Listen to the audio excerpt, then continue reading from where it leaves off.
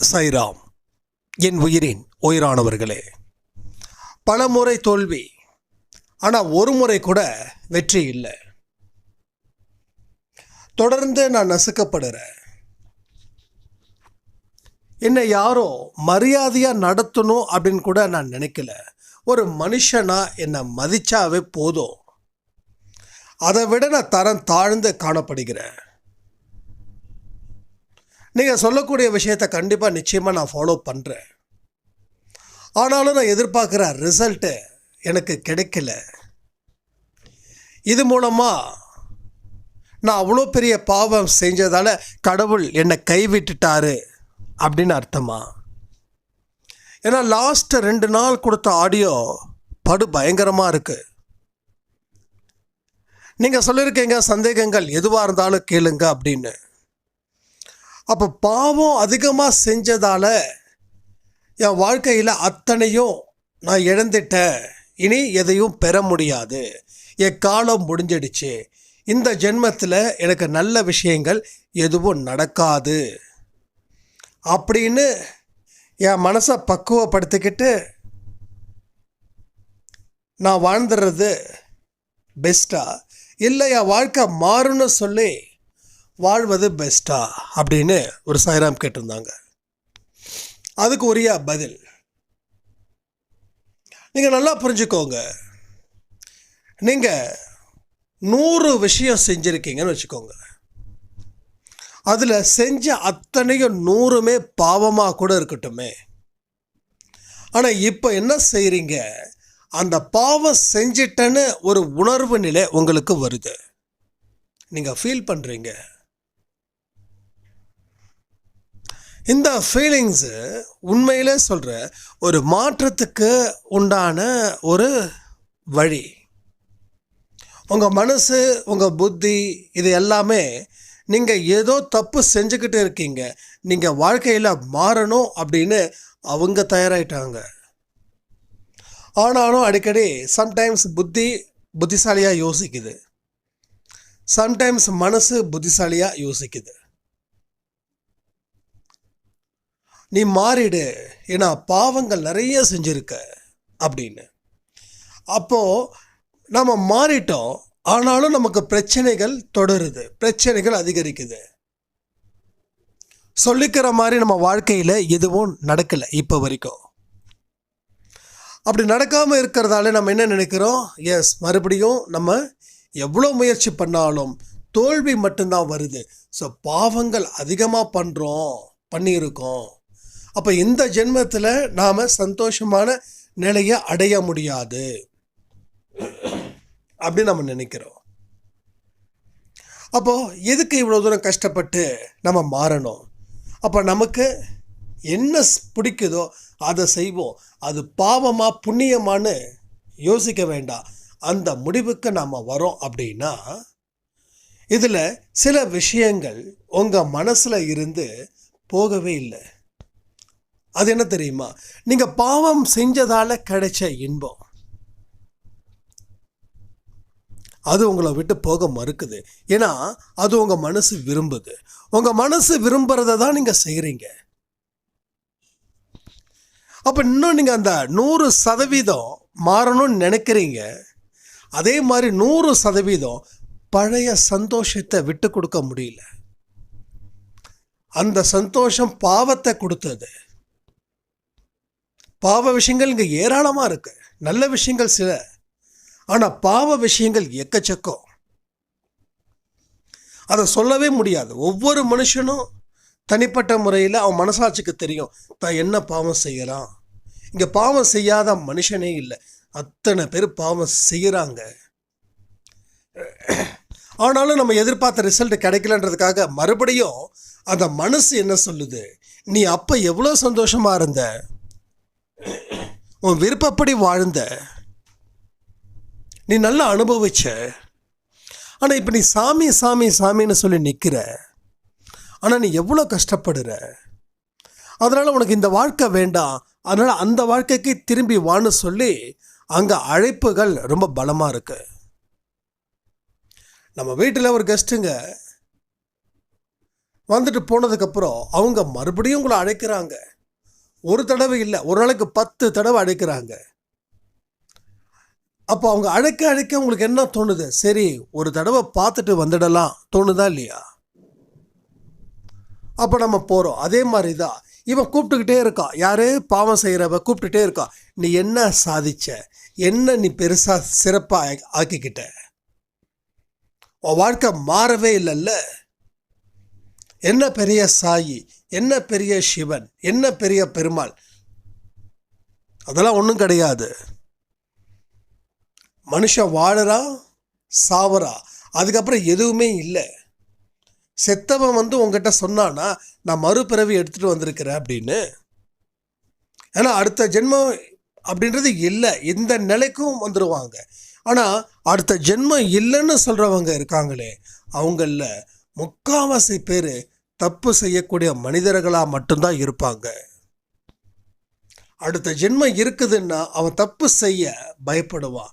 ஏன்னா அடுத்த ஜென்மம் இருக்குதுன்றத நான் சில விஷயங்கள் மூலமாக உங்களுக்கு சொல்லியிருக்கேன். ஜஸ்ட் ரிமைண்ட் பண்ணுறேன். பிறக்கிற எல்லா குழந்தையும் எல்லா சந்தோஷத்தோடும் எல்லா வசதியோடும் பிறக்கல. இது உங்களுக்கே தெரியும். அதே மாதிரி ஒரு வீட்டில் அப்பா அம்மாவுக்கு 2 குழந்தைங்க, ஒரு பையன் ஒரு பொண்ணுன்னா, ஒன்று பையன் டாப்பில் இருப்பான், இல்லை பொண்ணு அன்றாட வாழ்க்கைக்கு கஷ்டப்படுற மாதிரி ஒரு ஃபேமிலி அமையும். அது எப்படி? அப்பாவும் அம்மாவும் ஒருத்தவங்க 2 பேருக்கும். அப்படி இருக்கும்போது பையன் டாப்பில் இருக்கான், பொண்ணு மோசமாக இருக்காங்க. இல்லை பொண்ணு டாப்பில் இருப்பாங்க, பையன் மோசமான வாழ்க்கையில் இருப்பான். அப்போ இது என்ன அர்த்தம்? அப்போ ஏன் இந்த வித்தியாசம் எல்லா குடும்பத்துலேயும் இருக்குது? அட்லீஸ்ட் டாப்பில் இல்லைன்னாலும் ஓரளவுக்கு சமாளிக்கக்கூடியவங்களாக இருப்பாங்க. இன்னொருத்தவங்களுக்கு வேலைக்கு போனாதான் காசு, அப்படியே போனாலும் அது திருப்தி அடையல, அந்த மாத கடைசியில் கடன் வாங்க வேண்டிய சூழ்நிலை. அப்போது அடுத்த ஜென்மம் ஒன்று இருந்துச்சுன்னா செய்யக்கூடிய பாவ புண்ணியத்துக்கு ஏற்ற மாதிரி வாழ்க்கை. ஒருத்தன் ஜம்முன்னு காரில் போகிறான், ஒருத்தன் அடிக்கிற வெயிலில் தள்ளு வண்டியில் ஏதாவது விற்றுட்டு போகிறாங்க. எத்தனை பேரை நம்ம பார்க்குறோம். இவனும் மனுஷன், அவனும் மனுஷன். ஏன் உங்களுக்கு இருக்கக்கூடிய வித்தியாசம் என்ன அப்படின்னா, செஞ்ச பாவங்களுக்கு தகுந்த மாதிரியான வாழ்க்கை. அதையும் கடவுள் இன்னொன்று சொல்கிறாரு, பாவம் செஞ்ச கண்ணீர் விடுகிறவர்கள் தான் கடவுளுடைய சமஸ்தானத்திலே வர முடியுமா. இப்போ நேற்று கூட ஒரு சாய்ராம் சொன்னாங்க, ஆண்டியாய் இருப்பது அதுதான் இறை அம்சம் அப்படின்னு சச்சரிதமில் அவங்க படித்த விஷயத்த சொல்லியிருக்காங்க. ஸோ அரசனாக இருக்கிறத விட ஆண்டியாக இருந்துப்பார். அப்படி பாவம் செஞ்சதால தான் நீ துன்பத்தை அனுபவிக்கிற. ஆனால் இந்த துன்பத்தின் மூலமாக தான் வாழ்க்கை பற்றி பாடத்தை உனக்கு நல்லா புரியுது. ஏன்னா நீ கஷ்டப்படும் போது உன் கூட யார் இருந்தாங்க, யார் இல்லை. 2வது, நீ கஷ்டப்படுவதற்கு காரணம் என்ன? கடவுள் ஏன் உன் மேலே இரக்கம் காட்டல? ஒரு கொலை குற்றவாளிக்கு நீதிபதி இரக்கம் காட்ட மாட்டார். அப்போது கஷ்டப்படுற நமக்கு ஏன் கடவுள் இரக்கம் காட்டக்கூடாது? ஆக்சுவலி கணக்கின்படி. ஆனால் இரக்கம் காட்டுறாரு, இரக்கம் காட்டுறாரு. ஏன்னா நீதிபதிக்கு தண்டிச்சு ஆகணும். ஆனால் கடவுளுக்கு தண்டிக்கிறதால கடவுள் எந்த சந்தோஷத்தையும் அடையலை. அதே மாதிரி நீதிபதியும் எந்த சந்தோஷத்தையும் அடையலை. ஏன்னா நாளைக்கு நல்லவங்க வாழணுன்றதுக்காக தான் தீயவர்கள் ஏதாவது தப்பு செஞ்சால் அவங்கள தண்டிக்கிறாங்க. தண்டிச்சு ஆகுன்றது சட்டம். இல்லைன்னா எல்லாரும் வன்முறையில் இறங்கிடுவாங்க. ஒரு போலீஸ் டிராஃபிக்கில் இருக்கிறவர் ஒரு நாள் அங்கே நிற்கலைன்னா எல்லாருமே டிசிப்ளினாக பார்க்குறாங்களா, போகிறாங்களா? நான் ஒரு சிக்னலில் நின்றுட்டுருக்கேன். நான் ஒரு ஸ்டேஜிலலாம் ஸ்ட்ரிக்டாக ஃபாலோ பண்ணணும்னு நினச்சேன். அப்போ வந்து சிக்னலில் ஆட்டோமேட்டிக் நம்பர்ஸ் ஓடுது. எனக்கு இன்னும் ரெட்டு தான் இருக்குது, க்ரீன் கிடைக்கல. நான் நிற்கிறேன். பின்னாடி இருக்கிற லாரியில் இருக்கிறவர் ஆர்ன் அடிச்சுக்கிட்டே இருக்கார். என்கிட்ட சொல்கிறாரு, ஏப்பா உனக்கு என்ன பைத்தியமா பிடிச்சிருக்குது, அதை யாரும் இல்லையே போக வேண்டியதானேன்னு நான் திருப்பி கேட்குறேன். நீ பைத்தியமா அங்கே பாரு அப்படின்னு. உடனே இன்னும் 4-5 பேர் ஏப்பா நீ மெதுவாக கூட போ எங்களுக்கு வேலை இருக்குதுன்னு சொல்லி நான் மட்டும் அங்கே நின்று லாரிக்கார பின்னாடி ஆரடிச்சுக்கிட்டே இருந்தான். கவுண்டிங் முடிஞ்சதுக்கப்புறம் தான் போனேன். எல்லோரும் என்னை ஒரு பைத்தியக்காரன்னு பார்த்தாங்க. அதாவது டிசிப்ளினை ஃபாலோ பண்ணுறவன் பைத்தியக்காரன், டிசிப்ளினை ஃபாலோ பண்ணாதவன் அறிவாளி. உலகம் எப்படி மாற்றிடுச்சு பார்த்தீங்கல்ல.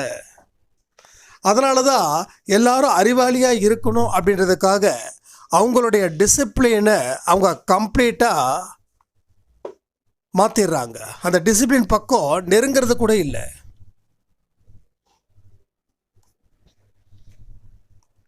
அப்போது தண்டிச்சாதான் குற்றங்கள் குறையுன்றதுக்காக நம்ம அரசியலமைப்பு சட்டம் அது மாதிரி பண்ணுறாங்க. அது இந்தியாவில் தான். இன்னும் முஸ்லீம் கண்ட்ரிலலாம் உங்களுக்கு சொல்லவே வேண்டாம், ரொம்ப கொடுமையான தண்டனைகள் இருக்கும். ஏன்னா நான் ஏற்கனவே சொன்னேன், இந்தியா நிறைய ஆன்மீக பூமி. ஏன்னா நிறைய மகான்கள் இங்கே தான் பிறந்தாங்க. அவங்களோட மூச்சு காற்று இங்கே எல்லா பக்கமும் இருக்குது. அதனால தான் நம்மளால் கடுமையான சட்டத்தை கொடுக்க முடியல. அப்போ கடவுள் இவ்வளோ தூரம் தப்பு பண்ண கடவுளுக்கு, நீங்கள் இவ்வளோ தூரம் தப்பு பண்ணியிருக்கீங்க, அது கடவுளுக்கு தெரியுது. ஆனால் கடவுள் உங்களை தண்டிக்கலை, மாறாக உங்கள் மேலே இரக்கம் வைக்கிறாரு. உங்களுக்கு கருணையோட அவர் வாழ்க்கையை கொடுக்குறாரு. அதுக்கு தான் நிறைய விஷயங்கள் இதெல்லாம் செய்கிறாரு. ஸோ என்ன மாதிரி ஒரு ஆளை பேச வைக்கிறதோ, நம்ம அன்பே சாயில இருந்து சில பேரை பேச வைக்கிறது காரணம் எதுக்கு? எல்லாருக்கிட்டையும் போய் சொல்லு, கடவுள் உன்னை தண்டிக்க வரல, நீ மறுபடியும் மறுபடியும் இந்த உலகத்தோட பிடியில் போய் மாட்டிக்காத, அதில் இருந்து வெளியில் வந்துடு. உனக்கு தாமதமாக கிடைச்சாலும் உனக்கு கண்டிப்பாக நீ கஷ்டப்பட்டதுக்கு உண்டான பலன்கள் கிடைக்கும். அதனால் திரும்ப பழைய வாழ்க்கைக்கு போயிடாத, இதில் சந்தோஷம் இல்லைன்னு. இது கடுமையான காலம், இந்த கடுமையான காலத்தில் கொஞ்சம் பொறுத்துக்கோ, வலி இருக்கும், அவமானம் இருக்கும். நீ நினச்ச மாதிரி ரிசல்ட் வரலை அப்படின்ற விஷயம் உன்னை விட எனக்கு புரியுது. ஆனால் வர வேண்டிய நேரத்தில் வரும். அது உனக்கு பல மடங்கு சந்தோஷத்தை கொடுக்குற மாதிரி இருக்கும், பல மடங்கு சந்தோஷம். இது நான் சும்மா ஒரு கற்பனையாக்காக நான் பேசலைங்க. ஏன்னா கற்பனைக்காக பேசுனா எத்தனையோ பேசலாம். சில பேர் சொன்னாங்க அன்பே சாயின்றது ஒரு பாவக்கா அப்படின்ட்டாங்க. இது நிறைய பேர் சொல்லுவாங்க எங்கிட்ட பர்சனலாக. அன்பே சாயில் இருக்கக்கூடிய ஆடியோ ஒரு அல்வா சாப்பிட்ற மாதிரியோ ஒரு லட்டு சாப்பிட்ற மாதிரியோ இருக்காது. ஒரு பாவக்காய் ஜூஸ் குடிக்கிற மாதிரி, அது பியோர் பாவக்காய் ஜூஸ். அதோட கசப்பாக இருந்தாலும் அதையும் நம்ம அன்பே சாய்க்கு கொடுக்கலாம் அப்படின்னு அவங்க நல்லதுக்கு தான் சொல்கிறேன். ஏன்னா அப்படி ரொம்ப நீ மாறப்போகிற, இன்னும் அது நடந்துடும் இது நடந்துடும் அதெல்லாம் சொல்கிறதுக்கு எனக்கும் ஆசையாக தான் இருக்குது. ஆனால் உண்மையை மட்டும் சொல்லணும்னு சாயப்பா சொல்லியிருக்காரு. அப்போ நம்ம உண்மையை மட்டும்தானே சொல்லணும். ஸோ கசப்பு தான் இப்போ தேவை. ஏன்னா அந்த அளவுக்கு இனிப்பு சாப்பிட்டு இருக்கோம். இனிப்பு சாப்பிட்டு நோய் வந்துடுச்சு. இனி இனிப்பு பக்கம் பார்க்கவே கூடாது. சாப்பிட்றது மேலே ரெண்டாவது தான்.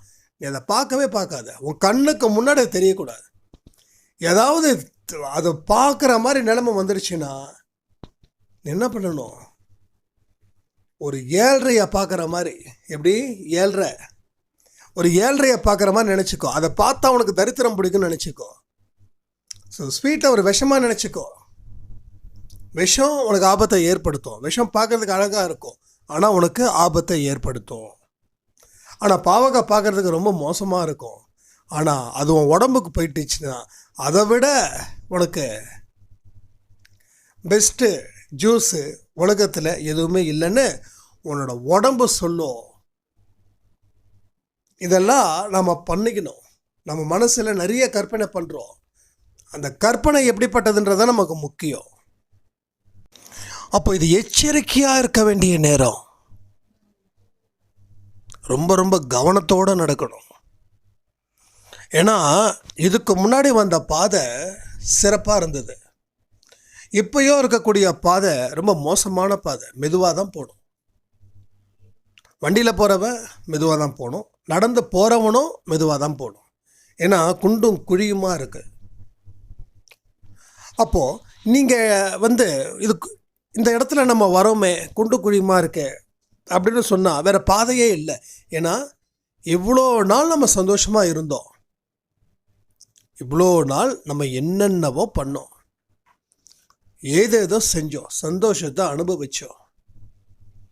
ஆனால் இப்போது புத்தி வந்துடுச்சு, அப்படி தொடர்ந்து நம்ம செஞ்சால் நம்ம மறுபடியும் ஒரு சூழ்ச்சியில் மாட்டிப்போம் அப்படின்ற ஒரு எண்ணம் மனசில் ஆழமாக வந்திருக்கு. இப்போது இது வந்தது தப்பா? ஆனால் இது வந்தது தப்புன்னு நீங்கள் நினைக்கிறீங்க. சாயப்பா நீங்கள் அவரை கைவிட்டாலும் அவர் கைவிடுவதில்லை நான் சொல்லியிருந்தேன் நேற்று நைட்டு கொடுத்த ஆடியோவில். அப்போ எந்த காரணத்தை கொண்டு அவர் கைவிடவே இல்லை. இப்போ கூட பாருங்கள், இதில் யாருக்காவது ஒருத்தவங்களுக்கு இந்த ஆடியோ நிச்சயமாக போய் சேரும். ஆமாம், நான் இவ்வளோ நாள் கஷ்டப்பட்டேன், நல்லதை மட்டும் செய்யணும்னு நினச்சேன், ஆனால் என் வாழ்க்கையில் எதுவுமே கிடைக்கல. ஆனால் அன்னைக்கு நான் சிறப்பாக இருந்தேனே, நாம் அன்றைக்கி சிறப்பாக இருந்த மாதிரி நடித்தோம், அவ்வளோதான். ஒன்றும் இல்லை, வலி மாத்திரை நம்ம போட்டுக்கிட்டால் வலி சரியாயிடுது நம்ம நினைக்கிறது தான் தப்பு. அப்போ அந்த வலி மாத்திரையை தொடர்ந்து போட்டுக்கிட்டே இருக்க என்ன ஆகும்? பர்டிகுலர் ஸ்டேஜில் உயிருக்கே ஆபத்தாக போயிடும். ஒரு மாத்திரை பேர் இருக்குது, அதை நான் சொல்ல விரும்பலை. அந்த மாத்திரை எல்லாரும் பயன்படுத்துகிறாங்க. அந்த மாத்திரை அதிகமாக பயன்படுத்துகிறவங்களுக்கு கிட்னியில் ப்ராப்ளம் ஆகுது. சில நோய்கள் ஆரம்பத்தில் நார்மலாக இருக்கிற நோய்கள் தீவிரம் அடைஞ்சு அது கேன்சரில் கொண்டு போய் முடியுது.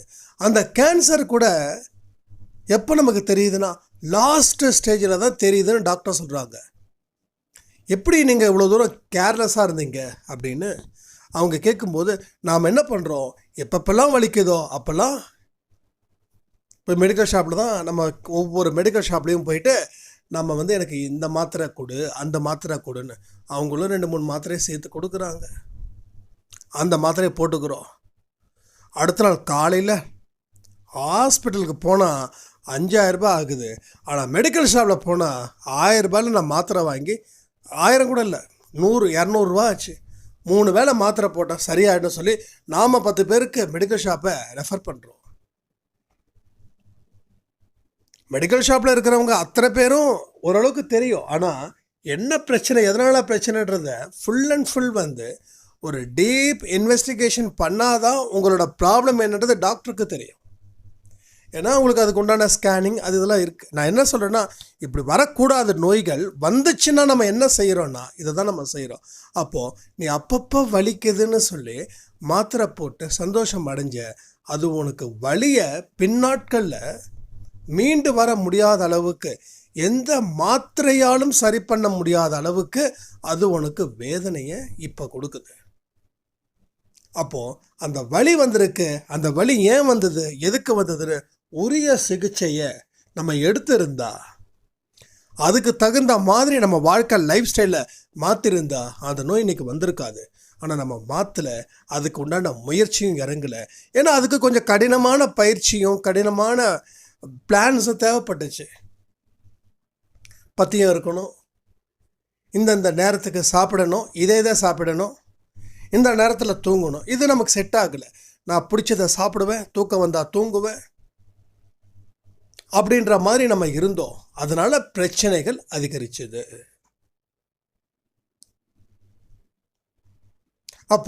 இப்போ சொல்லுங்க, நான் சொல்லக்கூடிய உதாரணத்தில் ஏதாவது உங்களுக்கு சம்பந்தம் இருந்துச்சுன்னா அதை மறுபடியும் திங்க் பண்ணி பாருங்கள், ஏன் இப்படி நடந்தது. இப்போ மறுபடியும் உங்களுக்கு வலி வந்திருக்கு, மறுபடியும் நீங்கள் மாத்திரை நீங்கள் விருப்பப்பட்டதை எடுக்க போகிறீங்களா, இல்லை மாத்திரை எடுக்காமலே இந்த வலியை குணப்படுத்துவதற்கு ஒரு ஆயுதம் இருக்குது அதை எடுக்க போகிறீங்களா? எது புத்திசாலித்தனம் நீங்கள் முடிவு பண்ணுங்கள். மாத்திரையே எடுக்காமல் ஒரு விஷயம் இருக்குது, ஆனால் அதுக்கு நீங்கள் முயற்சிகள் செய்யணும், அதுக்கு கடினமாக உழைக்கணும், தியாகங்கள் செய்யணும் அப்படின்னா நீங்கள் மாத்திரை எடுக்க வேண்டியது இல்லை, அது சீக்கிரமாக சரியாயிடும். ஆனால் கொஞ்சம் காலதாமதம் ஆகலாம். மாத்திரை போட்டால் 8 மணி நேரத்தில் சரியாகிறது. சில முயற்சிகள் செஞ்சால் கிட்டத்தட்ட 2 வருஷம் ஆகலாம், 3 வருஷம் ஆகலாம், ஆகிட்டு போகுது. ஆனால் க்யூர் ஆகுதா இல்லையா, அதான் முக்கியம். க்யூர் ஆகுதா இல்லையா? ஸோ ஒரு நிரந்தரமான சந்தோஷம் வேணும்னா கொஞ்சம் கஷ்டப்படணும். ஒரு தற்காலிக சந்தோஷம் வேணும்னா கஷ்டப்பட வேண்டியதே இல்லை. ஆனால் பின்னாடி நாட்களில் ரொம்ப சிரமப்படணும். அப்போ மறுபடியும் உங்கள் பழைய வாழ்க்கை ஏன் கூப்பிடுதுன்னா, அதில் இன்னமும் அந்த ஆர்வம் உங்களுக்கு குறையவே இல்லை. அந்த ஆர்வம் அதிகரிச்சுக்கிட்டே இருக்குது. அப்போது பழைய வாழ்க்கை கூப்பிடும்போது மறுபடியும் ஒரு சந்தோஷம் நமக்கு கிடைக்குது, ஆனால் தற்காலிக சந்தோஷம். ஆனால் மறுபடியும் பிரச்சனைகள் வருது, மறுபடியும் நீங்கள் குழப்பமடைகிறீங்க. என்னடா இது, அந்த வாழ்க்கையும் இப்படி இருக்குது, இந்த வாழ்க்கையும் இப்படி இருக்குது. அப்போ தான் ஒரு உணர்வு நிலை உங்களுக்கு வருது. ஓகே, என்ன பண்ணலாம்? சரி, ஓகே, யாராவது நம்மளோட பிரச்சனையை பற்றி பேசுகிறவங்க யாராவது இருக்காங்களா, அவங்க சொல்கிறத கவனிக்கலாமா அப்படின்னு. அப்போ மறுபடியும் வரோம், மறுபடியும் திரும்பி போகிறோம், மறுபடியும் வரோம். ஸோ வரவும் போகவும் வரவும் போகவும் வரவும் போகவும் இப்படியே இருக்குது. ஸோ நீங்கள் எங்கே நிற்கிறீங்கன்றது இப்போ வரைக்கும் நீங்கள் முடிவு பண்ணவே இல்லை. ஒரு இடத்துல நின்னீங்கன்னா அந்த இடத்துல ஆழமாக நிற்கணும்.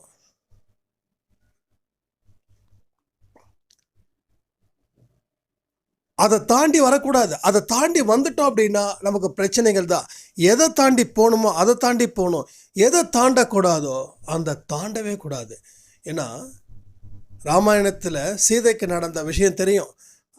அந்த கோட்டை தாண்டினதால வந்தவன, அந்த மானை பார்த்து மயங்கினதால வந்தவன. ஸோ அந்த மான் அப்படின்றது தான் அப்போவே அழகாக சொல்லியிருக்காங்க. ராமாயணம் நடந்ததா, மகாபாரதம் நடந்ததா, உண்மையா, இதை தர்க்கம் பண்ணதோ விவாதிக்கிறதுக்கும் நம்ம வேலை இல்லை. சொல்லக்கூடிய கருத்துக்கள் என்ன, அந்த கருத்துக்கள் உன் வாழ்க்கையில் நடக்குதா, நீ எதெல்லாம் ஆசைப்பட்டியோ அதுதான் உன்னை அழிவை கொடுத்தது. இந்த வார்த்தைக்கு ஏற்ற மாதிரி அந்த விஷயம் நடந்ததா, அப்போ நீ நம்பு. நீ நம்பலன்றதுக்காக ராமாயணம் மகாபாரதம் சொல்லப்பட்ட கருத்துக்கள் அத்தனையும் பொய்ன்னு ஆகிட போகிறதில்லை. ஆசைப்படுறதால தான் ஆபத்து, ஆசைப்பட்டதால தான். ஆசைப்படலைன்னா ஆபத்து இல்லை. ஆசை வச்ச அவதிப்படு. நான் இது நிறைய என் லைஃப்பில் கற்றுக்கிட்டேன். நீ எதில் நீ ஆசைப்படுறியோ அங்கே தான் உனக்கு பிரச்சனை. அந்த துன்பத்தில் இருந்து உடைச்சிட்டு வரவே முடியாது. உன்னை இழந்துட்டன்றதுக்காக இன்னொன்று மேலே ஆசைப்படுற, இன்னொன்று மேலே ஆசைப்பட்டதையும் நீ இழப்ப. அப்போ அந்த ஆசை கூட கடவுளாக நமக்கு பார்த்து அமைச்சு கொடுத்தா நம்ம பெருசாக பற்று வைக்க மாட்டோம். இருந்தாலும் இல்லைனாலும் ஒரே நிலையில் இருக்கும். ஆனால் இன்னைக்கு யாராவது அப்படி இருக்கிறோமா? பக்கத்து வீட்டுக்காரனுக்கு உடம்பு சரியில்லைன்னா பெருசாக நம்ம ஒன்றும் ஃபீல் பண்ணலை. ஆனால் நம்ம வீட்டில் இருக்கிறவனுக்கு உடம்பு சரியில்லைன்னா ஃபீல் பண்ணுறோம். ஏன்னா இதுலேயும் ஒரு செல்ஃபிஷ் இருக்குது. என்ன சொல்லுங்கள்? இவர் இல்லாமல் எப்படி வாழ்கிறது, இவர் இல்லாமல் எப்படி என்னோடய வாழ்க்கையை கழிக்கிறது, என்ன ஷோர்ஸ் இருக்குது. ஸோ கடைசியில் நீங்கள் திங்க் பண்ண இதுதான். ஏன்னா எல்லா மனுஷங்களும் நிரந்தரம் இல்லை. யாருக்கு முன்னாடி அழைப்பு வருதோ அவங்க போய் ஆகணும். அப்போ எதிர் வீட்டுக்காரனுக்கு ஒரு துக்கம் நடந்துச்சுன்னா அது ஏற்றுக்க முடியுது. ஆனால் நம்ம வீட்டில் ஒரு துக்கம் வந்துச்சுன்னா ஏற்றுக்க முடியல. அதுக்கு காரணம் என்ன தெரியுமா? இவர் இல்லாமல் எப்படி நான் வாழறது, என் வாழ்க்கை முடிஞ்சிடுச்சு. ஒரு விதமான இன்செக்யூர்டாக ஃபீல் ஆகும். பாசம் இருக்குது, நான் இல்லைன்னு சொல்லலை, எல்லாருக்கும் பாசம் இருக்கும். ஆனால் அதை தாண்டி ஒரு இன்செக்யூர்டு, பாதுகாப்பற்ற சூழ்நிலை நமக்கு ஒரு அச்சத்தை கொடுக்கறதால இன்னும் பதட்டம் அடைகிறோம். இதுதான். அப்போ நீ எல்லா இடத்துலையுமே சரிசமமாக இருந்துப்பாரு. பாசம் வை, நான் வேண்டான்னு சொல்ல. ஏன்னா பாசம் வைக்கிறதுக்கு தான் அன்பே சாயின்னு சொல்லியிருக்கோம். ஆனால் அந்த பாசத்துக்கு அடிமை மட்டும் ஆகிடாது. அது அடிமை ஆகிட்டுனா அதுலேருந்து வெளியில் வரவே முடியாது. நீ பாசத்துக்கு அடிமை ஆகிட்டேன்னா அவங்க உனக்கு நல்ல விதமாக சொல்லும்போது உனக்கு சந்தோஷமாக இருக்கும் உன் மனசு. அதே மாதிரி உன்னை அவங்க ஏதாவது தூக்கி எறிஞ்ச மாதிரி பேசிட்டாங்கன்னா உன் பொழப்பே கெட்டு போயிடும் அந்த அன்னைக்கு.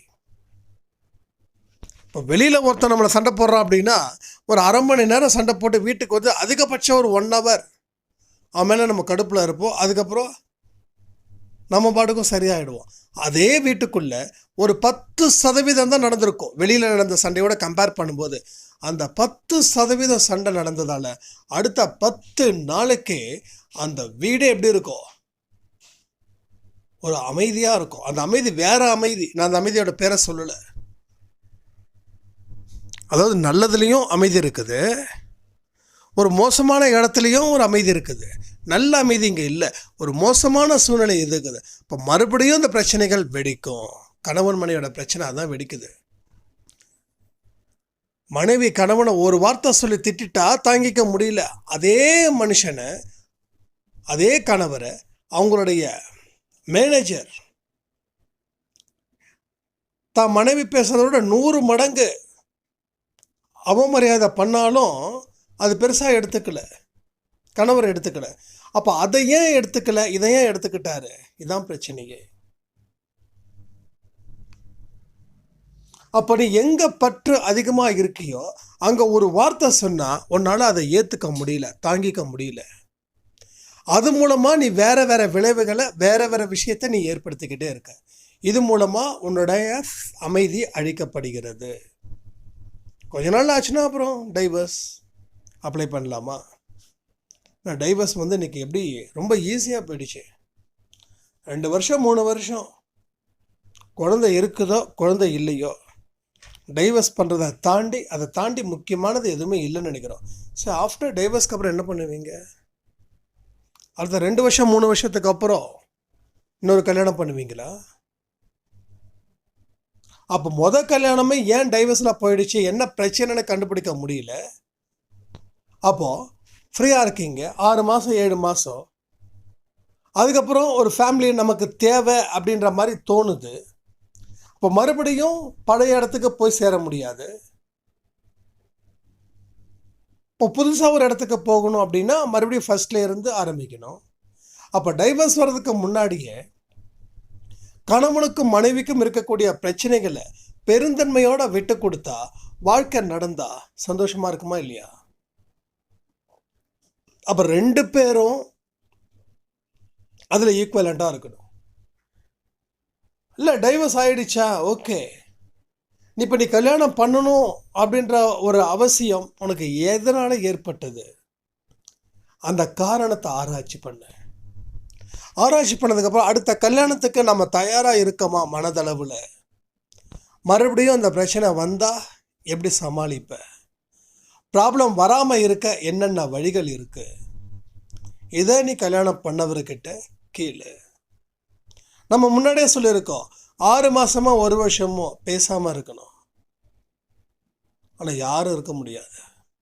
அப்படி நீங்கள் பேசாமல் இருந்து சேர்ந்தீங்கன்னா அது எப்படி பிரிய மாட்டீங்க. அந்த காதலுக்கு உயிர் இருக்குது.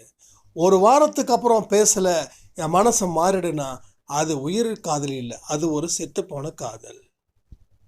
அப்போ இந்த மனநிலையில் காதல் கல்யாணத்தில் முடிஞ்சிருச்சுன்னா அடுத்த 1 வருஷமோ 2 வருஷமோ ஒரு பெரிய மனமுறிவு ஏற்படும். மறுபடியும் உன் வாழ்க்கையில் எல்லோரும் கேட்பாங்க, நான் இந்த கல்யாணமும் புட்டுக்குச்சா, ஸோ அடுத்ததான் நல்லதா பாருன்னு அவ்வளோ இலக்காரமாக பேசுவாங்க. இதெல்லாம் நடக்கும். இதெல்லாம் நடக்காமல் நான் ஒன்றும் சொல்லலை. அவங்க ஒரு சாதாரணமாக சொன்னால் கூட அது நமக்கு அவமானமாக தெரியும். நான் என்ன கல்யாணம் பண்ணிக்கிட்டே இருக்கணுமா கடைசி வரைக்கும்? நான் அப்படிப்பட்ட ஆணா, அப்படிப்பட்ட பெண்ணா அப்படின்னு வாதம் செய்வோம். அப்போது இருக்கிற இடத்துல அந்த உறவு முறியாமல் பார்த்துக்கிறது புத்திசாலித்தனம். அப்படியே உறவு முறிந்தாலும் அடுத்த வாழ்க்கைக்கு நீ தயாராகணும்னா மனசில் 100 கேள்விகள் கேட்கணும். அந்த 100 கேள்விகளும் உனக்கு திருப்திகரமாக இருந்துச்சுன்னா நீ பண்ணு, இல்லை தனியாக நில்லு. தனியாக நிற்கிறது தப்பே இல்லை. ஏன்னா நீ முறிச்சிட்டு வந்துட்ட. மறுபடியும் தற்காலிகமான சந்தோஷம் வேணும் அப்படின்னா நீ கல்யாணத்தில் போய் பண்ணிக்கோ. இல்லை வேண்டாம் அப்படின்னா தனியாக நில்லு. நல்லா சம்பாதி. யார் பணத்தை மட்டும் இல்லை, மனுஷனையும் சம்பாதி. நல்லதை நிறைய செய். உன்னோட மனசை மூளையை ஃபுல் அண்ட் ஃபுல் டெடிக்கேட்டாக வச்சுக்கோ. உன்னோட சொல்லுக்கும் செயலுக்கும் உண்மையாக இருந்துக்கோ. உன்னை நீ விரும்பு, மற்றவங்களையும் விரும்பு. உன்னை நீ விரும்புனா மற்றவங்கள விரும்புவ. மறுபடியும் வாழ்க்கையில் பிரச்சனை ஆயிடுச்சுன்னா உன்னை நீ வெறுத்தா மற்றவங்களும் வெறுப்ப. அப்போ உங்ககிட்ட அன்பு இருக்காது, பண்பு இருக்காது, குணம் இருக்காது, எதுவுமே இருக்காது. என்கிட்ட நிறைய பேர் ஏன் நீங்கள் கல்யாணத்தை பற்றி இன்னும் யோசிக்கலை அப்படின்னா, கல்யாணம் பண்ணுறதுக்கு பெண் ரெடி. நம்ம அன்பே சாயில் நிறைய பேர் கேட்டிருக்காங்க. ஆனால் நமக்கு அதில் சில கேள்விகள், நீங்கள் 100 கேள்விகள் உங்களை நோக்கி கேட்க சொன்னேன் இல்லையா? அப்போ நானும் கேட்குறேன், கல்யாணம் பண்ணணுன்ற அவசியம் இருக்கா அப்படின்னு பார்த்தா அவசியம் இல்லை.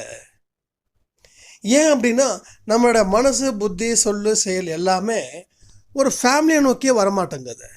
வேறு எதை நோக்கி போகுதுன்னா, ஒரு பகுதி வியாபாரத்தை நோக்கி போகுது, ஒரு பகுதி ஆன்மீகத்தை நோக்கி போகுது. ஸோ இந்த வியாபாரம் எது வரைக்கும் இருக்கும் அப்படின்னா, இன்னும் ஒரு 10 வருஷம் இருக்கலாம், இல்லை 20 வருஷம் இருக்கலாம்.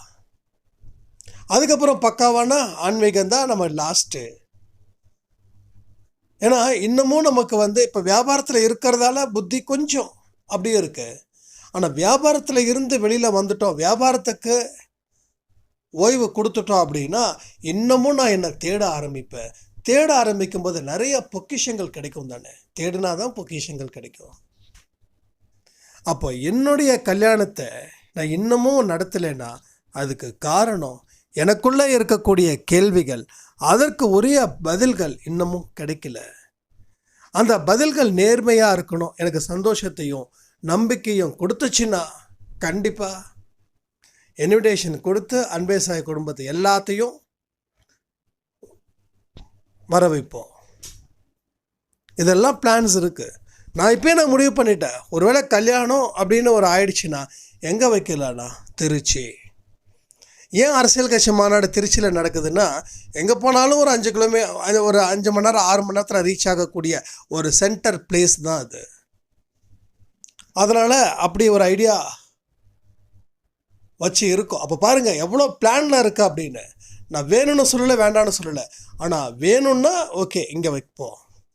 அப்போ யாரை கூப்பிடணும்? அன்பே சாய் குடும்பத்தை கூப்பிடணும். 2 மாதத்துக்கு முன்னாடியே நாம் இன்வைட் பண்ணணும். ஏன்னா அவசரமாக கொடுக்கக்கூடாது. ஏன்னா அவங்க எல்லாருக்கும் ஒரு பிளான் பண்ணணும். ஸோ இந்த தடவை அப்படி பண்ணால் அப்படி பண்ணுவோம், அப்படி இல்லைன்னா அது இல்லை, அவ்வளோதான். இதுதான் என்னுடைய விஷயம். இது சாயப்பாவுக்கு இதில் என்ன சம்மந்தம் இல்லையோ அது எனக்கு தெரியாது. ஸோ எனக்கு மேரேஜ் நடந்தாலும் சரி, மேரேஜ் நடக்காமல் இருந்தாலும் சரி, நான் இப்படி தான் இருக்கணும் அப்படின்றது என்னுடைய விருப்பம். என்னுடைய விருப்பம் சாயப்பாவோட விருப்பமாக இருக்கும், சாயப்பாவோட விருப்பம் என்னுடைய விருப்பமாக இருக்கும் அப்படின்னு நான் நம்புகிறேன். ஸோ எல்லா விஷயங்களும் நம்ம வாழ்க்கையில் நல்லதுக்கு மட்டுமே. அதனால் இதை சமாளிக்க முடியலன்னு சொல்லி திரும்பி பழைய வாழ்க்கைக்கு போயிடலான்னு மட்டும் நினைக்காதீங்க. மறுபடியும் போனீங்கன்னா முதலையோட வாய்க்குள்ளே போன நீங்கள் முதலையோட வயிற்றுக்குள்ளே போயிட்டீங்கன்னா சின்ன பின்னமாகிடுவீங்கன்னு சொல்லி இந்த ஆடியோவை நான் முடிக்கிறேன். அதே மாதிரி வர ஞாயிற்றுக்கிழமை நம்ம என்ன சொல்லணுன்ற ஒரு ஆடியோவில் தெளிவாக சொல்லியிருக்கோம். ஸோ ரொம்ப இம்பார்ட்டன்ட். அது யாராவது அந்த ஆடியோ கேட்கல அப்படின்னா, நேற்று நைட்டு கொடுத்த ஆடியோவில் நம்ம பேசியிருக்கோம், அதை கேட்டுக்கிட்டு அதில் இருக்கக்கூடிய விஷயத்தை ஃபாலோ பண்ணணும்னு சொல்லி இந்த ஆடியோவை நான் முடிக்கிறேன்.